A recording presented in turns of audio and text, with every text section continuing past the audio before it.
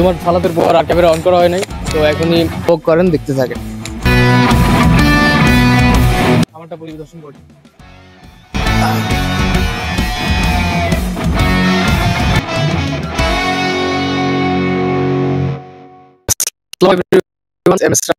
Welcome to my other video. তো সকলকে জুমা মুবারক। আজকে জুমার দিন, তো আশা করি সবাই ভালো আছেন।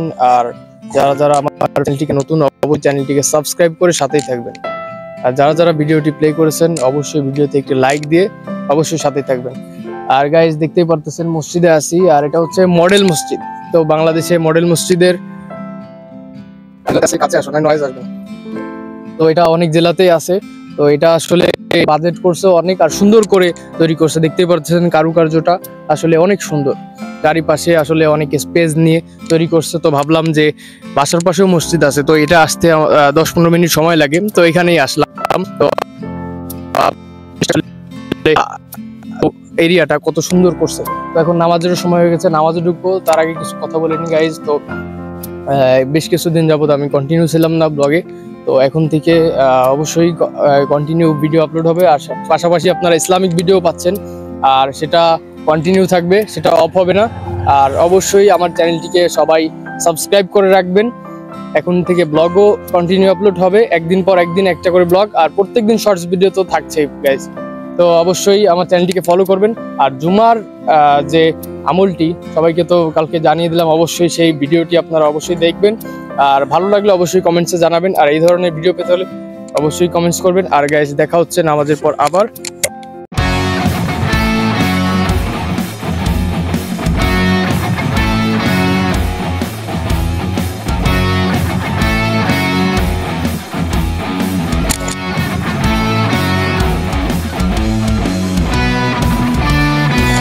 তো জুমার সালাতের পর আর ক্যামেরা অন করা হয় নাই, তো এখনই আমরা খাওয়া দাওয়া করে আমার ভাই আছে সাথে একটা, সবাই মিলে নদীর পাড়ে একটু ফ্রি টাইম কাটাইতে আসলাম, সময় কাটালাম। আর পাশে আছে মুরগির খামার। তো এখানে বড় একটা প্রজেক্ট করছে, এখানে আসলে ভিজিট করতে আসলাম। আর আমার আরেক ভাই আছে, আরো পার্সোনাল কিছু প্রজেক্ট আছে, সেগুলো দেখার জন্য আসলাম। তো সাথেই থাকেন, আসেন আর উপভোগ করেন, দেখতে থাকেন।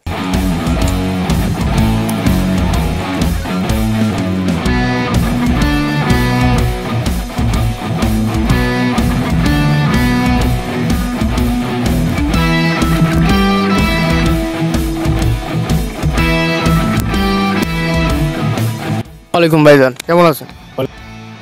তো আমার এক ভাই, সে আমরা ভাই ব্রাদার এলাকায় থাকলে একসাথে ঘোরাফেরা হয়। তো তারই একটা প্রজেক্টে তার আরেক ভাই আছে, তার নিজস্ব তত্ত্বাবধানে সে আছে। তো তার সাথে আজকে মিট আপ করতে আসলাম, আর খামারটি পুরো পরিদর্শন করে দেখবো। আমাকে পুরো তো ইনশাল্লাহ। হাতে কি আছে আপনার? একটা তাও এই স্প্রে দিয়ে মূলত কি করা হয় যদি সবাই জানতো? এটা মনে আমার হচ্ছে বাইরের থেকে আসলে অনেক জীবাণু থাকে। জি। এই জীবাণুটা মনে করেন ব্যাকটেরিয়াটা আমি স্প্রে করার পরে মারা যাবে, আচ্ছা, তাতে ঢুকতে পারবো। তারপর আমরা তাহলে আমরা তারপর ফ্রেশ জীবাণুমুক্ত ভাবে ভিতরে প্রবেশ করতে পারবো, তাই তো?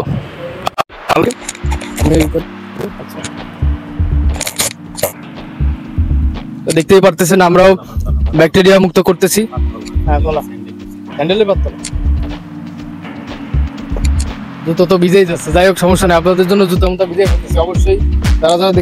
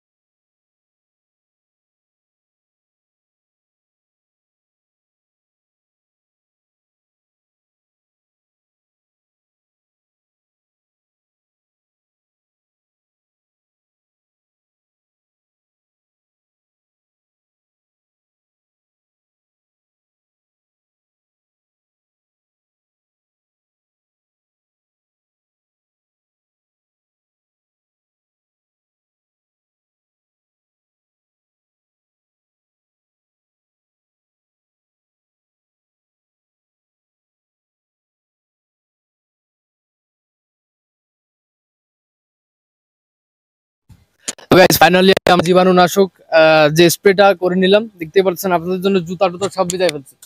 তো অবশ্যই এর জন্য একটি লাইক দিবেন ভিডিওতে যারা যারা দেখতেছেন, আর আমার চ্যানেলটিকে যারা যারা নতুন অবশ্যই চ্যানেলটিকে সাবস্ক্রাইব করে রাখবেন, আর যারা যারা সাবস্ক্রাইব করেছেন তাদের সকলকে অসংখ্য ধন্যবাদ।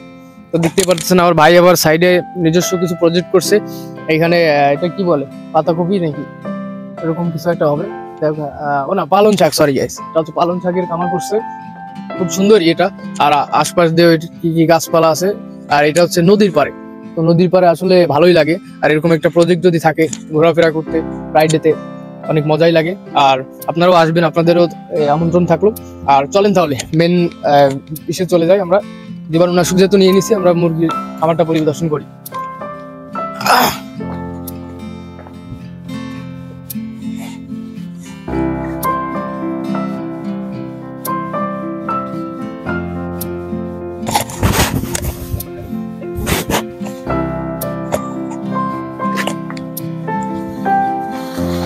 তো গাইস ফাইনালি চলে আসলাম আমরা সেই মুরগির যে বিশাল প্রজেক্টে, সেইখানে। তো দেখতে থাকি আমরা।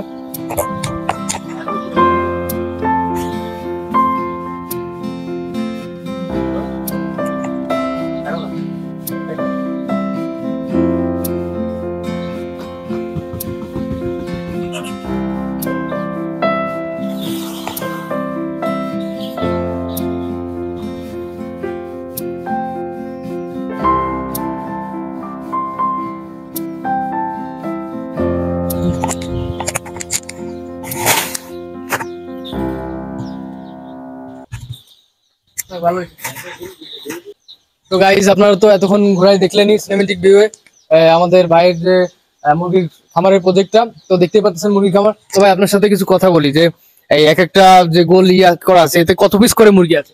1000, প্রতিটা 1000 করে মুরগি আছে। জি। তো এটা আসলে কতদিন বয়স হইতে এটা ফার্মে উঠানো হয়েছে? আজ বয়স 3 দিন। 3 দিন, তাই তো? তো এটা মানে আনুমানিক লাভজনক সেরকম বড় হবে, তারপর আর কি এটা সেল হবে। তো কতদিন পর্যন্ত আপনারা এটা রাখবেন? 60 দিন। 1 দিন পর্যন্ত রাখবেন, তারপর আর কি এটা বাজারজাত করা হবে। জি। আচ্ছা যাই হোক, আপনাদের এটা ঘুরে ভালোই লাগলো। আর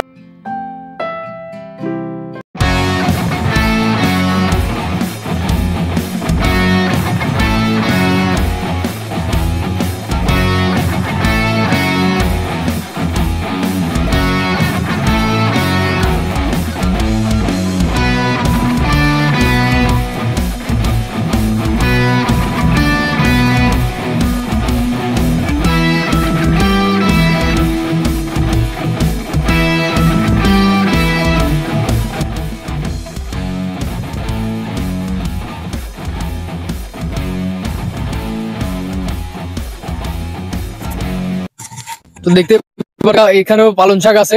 তো এই সবই তো এই আর কি সব শুনলেনই তো আপনারা যে সবই কৃতিত্ব তার। তো তারপরে আর কি হলো, তা আপনারা তো এই যে আমি ভয়েস দিচ্ছি বুঝতেই পারতেছেন, আমার মাইক্রোফোনে যেটা রেকর্ড হচ্ছিল ওটা রেকর্ড দূরে চলে গেছে, যার কারণে আর কিছুই শোনা যায় নাই। আর ওই সময় চার্জটা ফুরাই গেছে, যার কারণে আর কিছুই রেকর্ড হয় নাই গাইজ। তারপর এখন আমরা আসছিলাম ভাইয়ের কিছু ক্ষেত করছিল, ওইখানে কিছু শাকসবজি লাগাইছে, ওইগুলো ভিডিও করতেছিলাম। তো এইভাবেই চলতেছিল। তো এখন আর কি করার, তাই ভয়েস দিয়ে আমি মিলাই দিলাম। আর এইখানে আবার একটু ভয়েসটা অন করলাম আমি অনেকভাবে ট্রাই করার পর। আদা ঠিক আছে, এ বিভিন্ন সময় বিভিন্ন আপনারা দেখছেন। আসলে কি মানে সে আসলে প্রফেশনাল, তো আমার ছোটখাটো চ্যানেলে সে আসতে চায় না, তার কারণে একটু লজ্জা পাচ্ছে। কোনো সমস্যা নাই গাইজ। তো তার লিটল তানভীর দিয়ে একটা চ্যানেল আছে ফেসবুকে, সে ওখানে আসলে খুব ভালো একটা কাজ উদ্যোগ শুরু করছে ইংলিশ শেখানোর। তো সেখানে সবাই ফলো দিয়ে রাখবেন। আর সে এখন একটু বিভ্রান্তিকর অবস্থায় পড়ে গেছে, পরে পরে দেখাচ্ছি আমরা।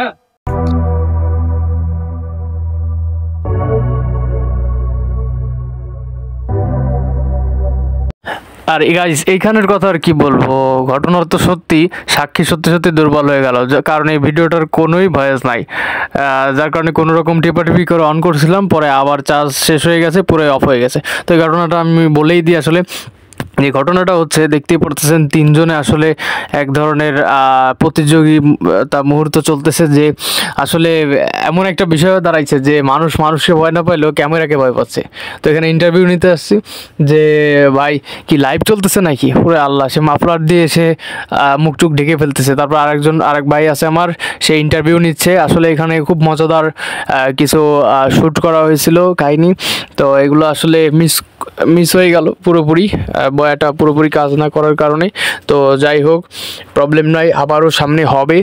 আর এইখানে বলতেছিল যে আমার টিকটক আইডি আছে, তার নাকি সে টিকটক আইডি আছে, সেখানে ভিডিও ছাড়লে নাকি 1-1.5 লাখ ভিউ হয়। তো আমি বলতেছিলাম যে তো ভালোই, তা আপনি কি ধরনের কন্টেন্ট করেন, আপনি কি গান বলে যে না, গান গাই না। তাহলে কি কবিতা আবৃত্তি করে? না, ওই মাঝে মধ্যে ক্ষেত খামারের ভিডিও টিডিও এগুলো করে, সেগুলো আর কি ছাড়ে। তো যাই হোক, সে টাইম পাস করে, তার জন্য শুভকামনা। আর এইখানে আসলে ইন্টারভিউ নেওয়া হচ্ছিল তাকে দিয়ে, যে সে কিছু কথা বলতেছিল, সেগুলো তো আর শোনা হলো না।